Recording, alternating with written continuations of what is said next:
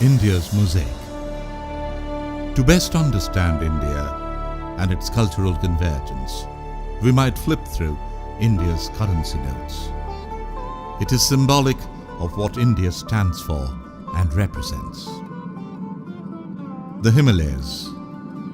The Himalayan range, which stretches for over 2,400 kilometers and forms the northern boundary of India, is porous enough to allow a series of invaders to come and settle here.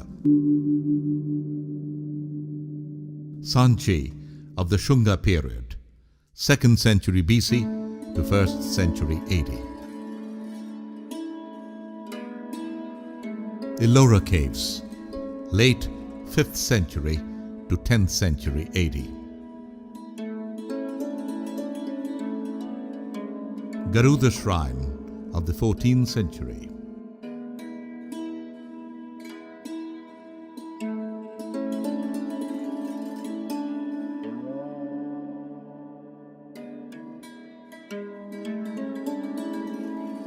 Red Fort, 17th century. The Red Fort represents the establishment of the empire of the Mughals. This is what makes India so fascinating, complex, and so rich in variety.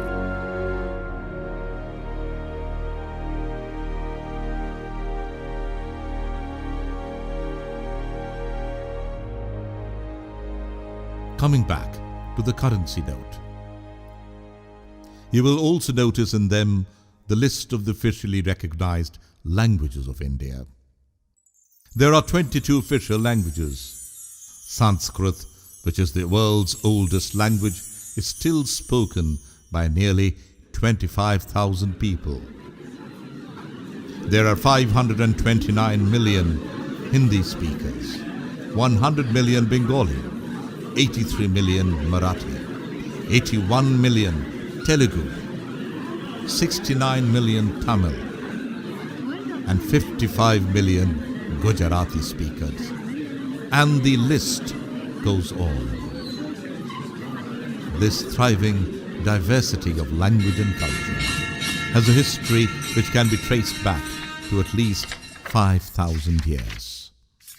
Many different races made India their home during this period. The advent of Aryans may be a matter of ferocious controversy, but it is clear that the scriptures they are associated with, mainly the Vedas, add another dimension to the rich cultural heritage of India. Then enter the Persians, the Greeks, the Indo-Bactrians, the Indo-Parthians, the Sakas, the Kushanas, and the Huns. In the 7th century, the Arabs arrived, and the Turks, the Afghans, and finally, the Mongols. Closer to our time, we have the Portuguese, the Dutch, the French, and then the English. No wonder then, Jawaharlal Nehru, independent India's first Prime Minister, described India thus. She was like some ancient palimpsest on which layer upon layer of thought and reverie had been inscribed, and yet no succeeding layer had completely hidden or erased what has been written previously. With such diverse influences coming from so many places, India turns into a mosaic and not a melting pot. Our journey now begins.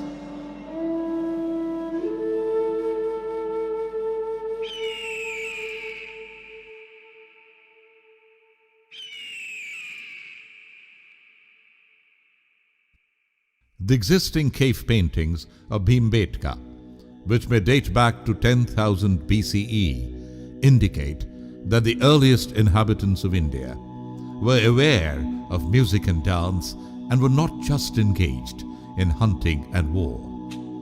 They have left a trace of culture.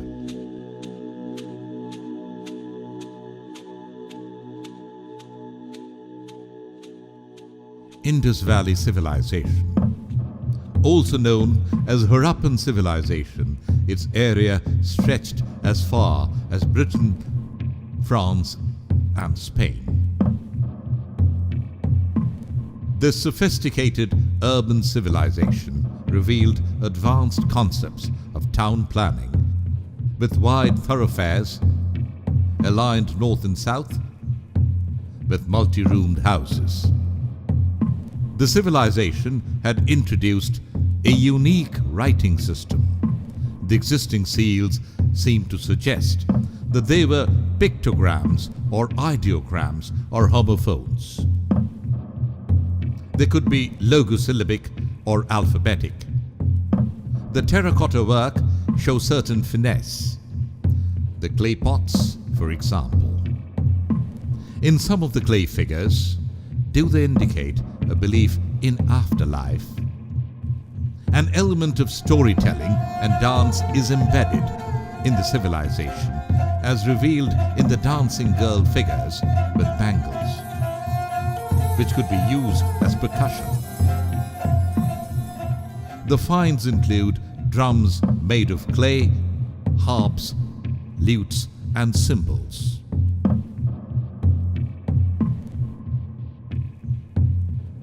Vedic Age indicates the emergence of an early religion, Hinduism.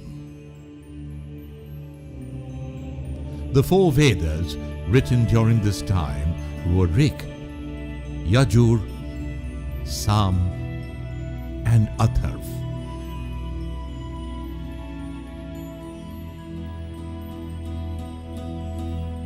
Rig, which talks of Hindu cosmology, has 1,000 hymns. It suggests the worship of nature, Agni, Indra. Yajur gives the instructions about rituals. Atharv is a knowledge storehouse of science and astrological research. In Sam Veda, which consists of hymns about the rituals, lies the roots of Indian classical music. The Vedic age also witnessed the writing of the epics, Ramayana and Mahabharata, whose oral traditions date back to prehistoric times. Much like the Iliad and Odyssey, they blend facts with myths. They are not always historical, but are indicators of a world as envisaged by the ancients. It helped frame philosophical truths of humanity, the core theme of both the epics.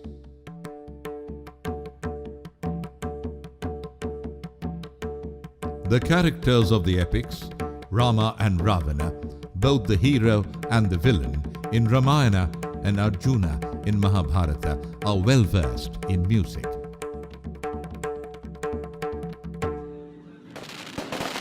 In Ram Leela, for example, the victories are celebrated even to this day.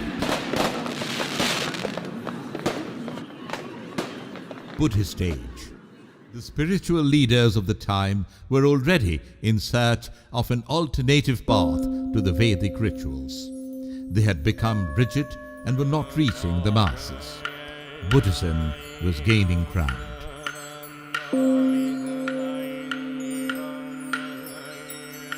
The right hand of the image of Buddha represented "Do not fear."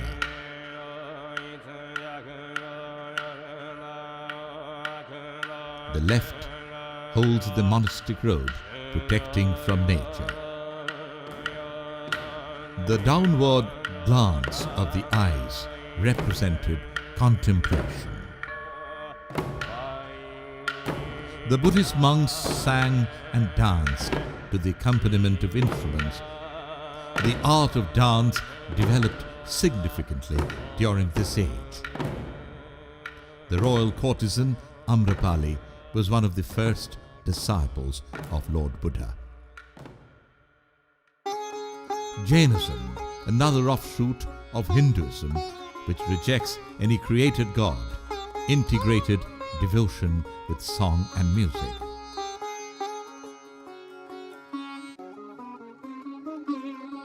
A Jain treatise, Harivamsa, itemized 63 musical instruments classified into 18 groups. Another treatise, Sthanang Sutra, discussed the merits and demerits of vocalists. Mauryan Age.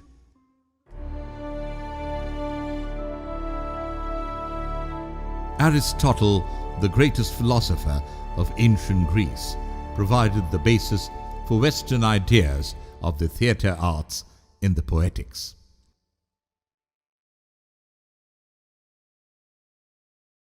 During the same time, Bharata Muni in India wrote a scientific treatise and a handbook on dramatic art, Natya Shastra. Bharata mentions that taste results from a combination of spices, vegetables, and other ingredients. So also, to create bhav or emotions, we mix rasas. He enumerated 9 rasas: Shringara, erotic; Karuna, pathetic; Veer, heroic; Bhivatsa, odious; Hasya, comic; Rodra, furious; Bhayankara, terrible; Adbhuta, marvelous; Santam, peaceful. Not just statecraft, the Mauryan age also provided the rules of statecraft, Chanakya's Arthashastra.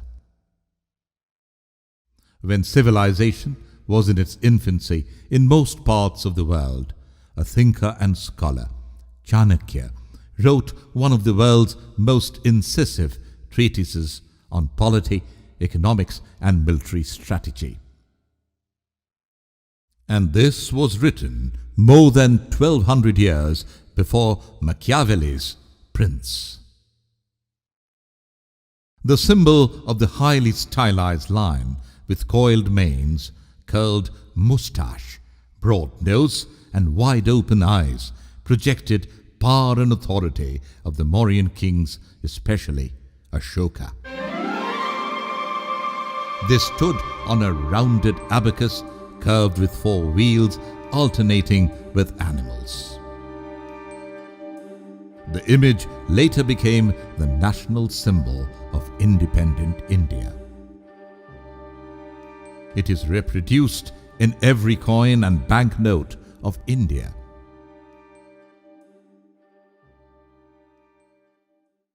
The Ashokan pillar, which has the lion symbol, other architectural specimens, the stupas and caves built during this period were influenced by Greek and Persian styles.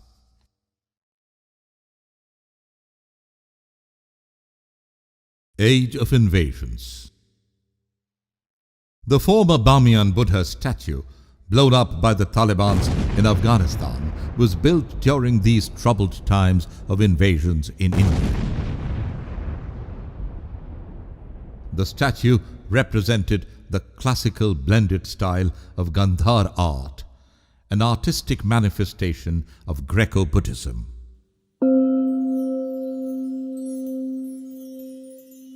This is the first time we see Buddha from a non-human symbolic representation to a human representation. During the Sunga dynasty, when Sanchi Stupa was built, Buddha was still symbolic. While in the Kushana dynasty, Buddha gained a human form, a syncretic Buddha blending Greek, Indian, and Central Asian styles. This represented the Mathura school of art.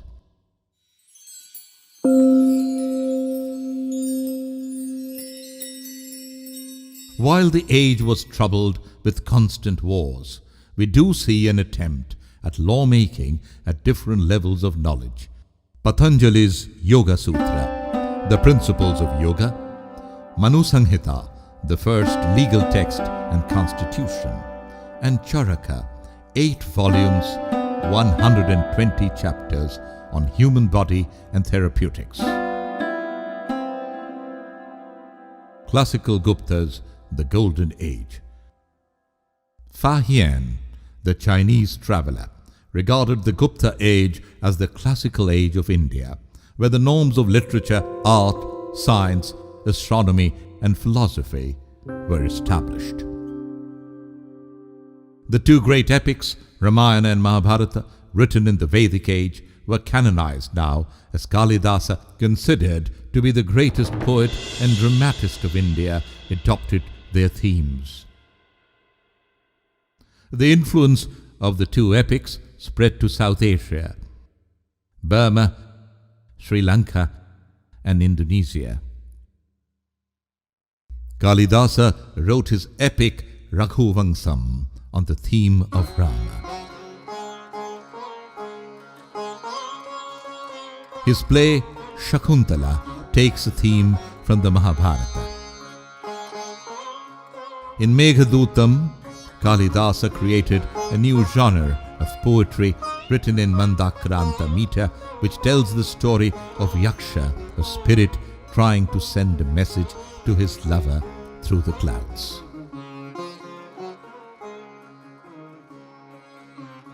Vatsayana, author of the erotic classic Kama Sutra, was written during this age.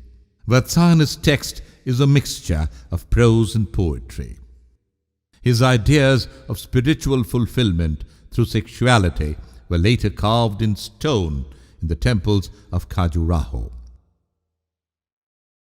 Indian raga music takes shape with the establishment of the ideas of Shruti and Sargam. In Sargam, the musical notes were named, which were an Indian version of Do-Re-Mi.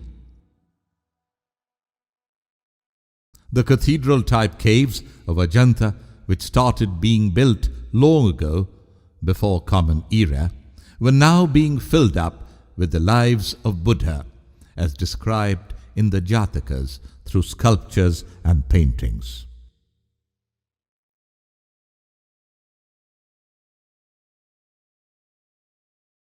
The abstract concepts of Buddhism were being painted with intuitive and sensuous simplicity. Unlike in Ellora, which was built later, the 30 caves of Ajanta are exclusively on Buddhism.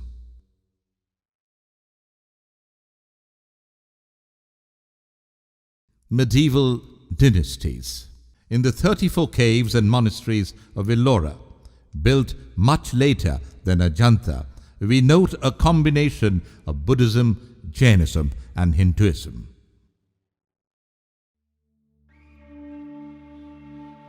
Dynasties of the medieval age apparently expressed a spirit of tolerance. The monolithic Kailasa cave, for instance, shows a combination of the dancing Shiva, erotic deities and scenes from the Ramayana and Mahabharata.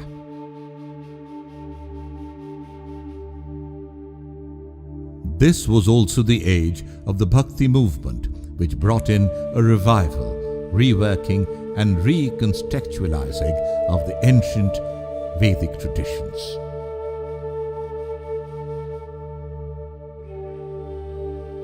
This was the age of the Shankaracharya and Madhavacharya, the 2 southern saints who revived Hinduism in 2 different ways. This age also saw the rise of the southern art and culture. The Pallavas and Satavahanas with their shore temples, and the Cholas who introduced new artistic material to work on, statues made of bronze.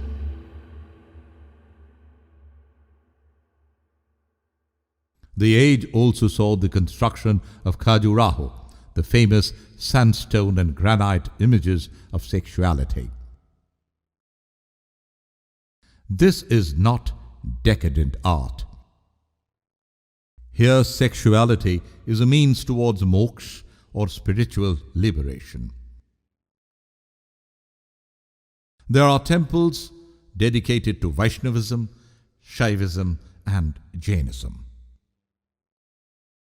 Being an important part of the Bhakti movement, Khajuraho originally had about 85 temples, of which only 22 exist today.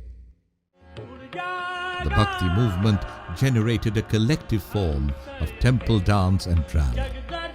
It is a composite presentation of art, folk, dialogue, religious and popular music, which may be compared to Bharata's description of Kutapa or orchestra.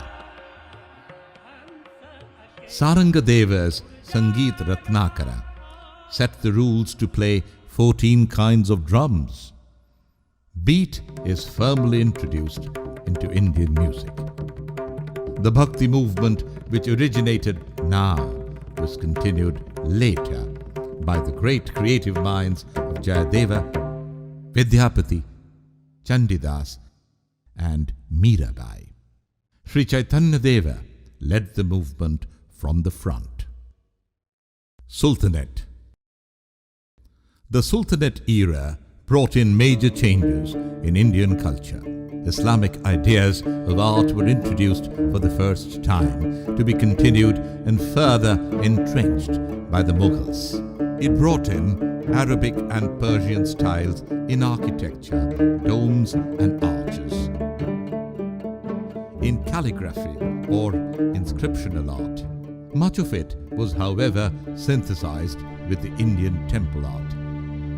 The Konark temple was built in Sultanate times. It was dedicated to the sun. The 24 wheels of the chariot-shaped temple were built with such mathematical precision that it could measure time to the minute. The Sultanate also brought in a musical-cultural change in India. Alauddin Khilji worked with the Sufi saints, including Amir Khusro, who introduced the Tarana genre, an Islamic tradition, which was further developed in the Mughal age. Khusro complemented the Hindu musical tradition, or in other words, Indianized it. The Sufi tradition took a new turn with Sikhism and its founder, Guru Nanak. The Adi Granth is always sung. Mughal period. The Mughals introduced the Darbari music, which replaced the temple music of the previous age. Emperor Akbar's court had 7 orders of music, one for each day of the week. Led by Mian Tansen, the Darbari music saw a fusion of Persian and Indian varieties, but it was restricted to the royal courts. Later, another lesser-known Mughal, Muhammad Shah Rangile, invited Sadarang, who introduced the Khayal. Even later, when Mughal rule was on the decline, Wazid Ali Shah encouraged Thumri.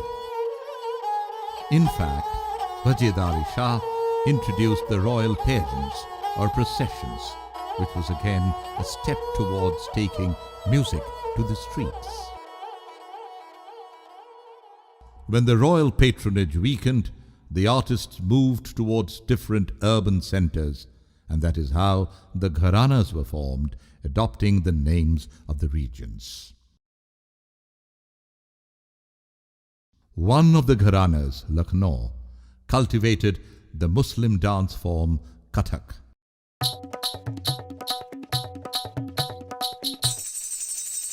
The Indian dance forms by this time had become mature and specialized, particularly in the southern states by the patronage of the Vijayanagar kingdoms. Bharatanatyam, Kathakali,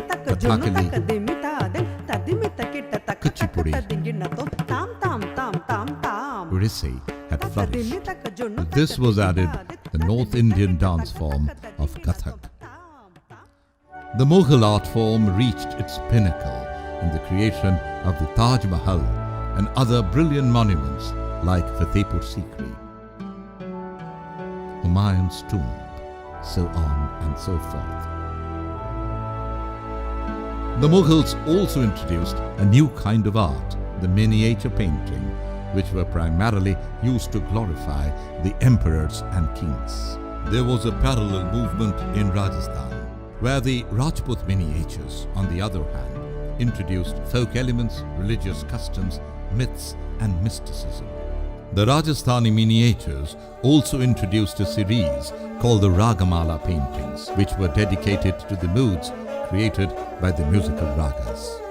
While the Mughal miniatures were realistic, dealing with the contemporary battles, hunting, and leisure of the kings, the Rajasthani miniatures dealt with the love affairs of Radha and Krishna. British Age. In the late 18th and 19th century, a hybrid Indo-European style of painting came into being, portraying a view of everyday life in India. Called company painting or company kalam, these paintings mark the first hesitant steps towards the development of modern Western style of painting in India. The Kalighat paintings originated in the early 19th century. From being items of souvenir taken by visitors to the Kali temple, over a period of time, it developed into a distinct school of Indian painting. The painter or potua employed an abstract symbolism and a formalized structure. The simplicity in its composition allowed it to be happily enriched by inescapable foreign influences. An important achievement was that it could be easily reproduced by lithograph. The Kalighat painters influenced modern artists like the legendary Jamini Roy. During the 19th century, there was a distinct move to restore Indian classical music and dance. Saurendra Mohan Tagore's mission was to make Hindustani or Indian music international in its appeal and reach. The Bengal Music School and Bengal Academy of Music were opened. The effort was to develop a system of music notations. The first Indian orchestra was set up.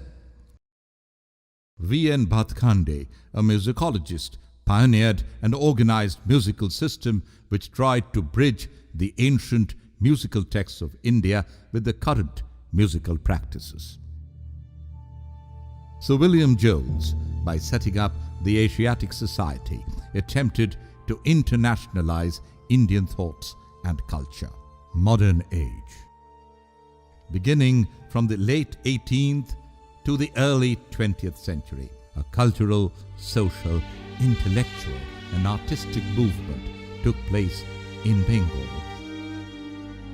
whose philosophical basis was a unique version of liberalism and modernity. Termed as the Bengal Renaissance, it sought to reach out to the modern world, breaking open from Indian society's restrictive practices.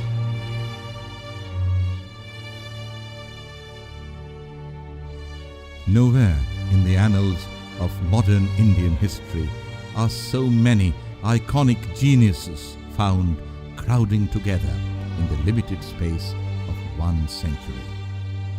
The Bengal Renaissance was a big push towards India's independence. Post-independence, Indian art flourished through the Bengal School of Art, the Shantiniketan School, and through the Progressive Artist Group established to explore new ways of expressing India in the post-colonial era. Individual artists also established new styles. Sister Nivedita University. The 4,000-year-old rich cultural history of India has thrown up many challenges to the art historians by its sheer volume and variety. Sister Nivedita University, in its own way, seriously attempts to work as a repository and an interpreter of the accumulated knowledge and, in the process, inspire the young minds to understand India's rich legacy that can shape their future.